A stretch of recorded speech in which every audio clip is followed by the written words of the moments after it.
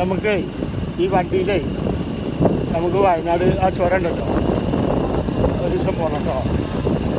ഈ വണ്ടി ഇങ്ങനെ പോവാം.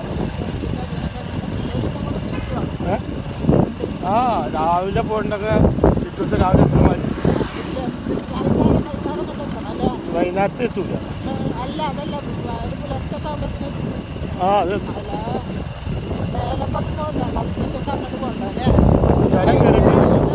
എന്തോ ഒരു ഇതുണ്ട് ഇത്ര അവിടെ എന്താ അവിടെ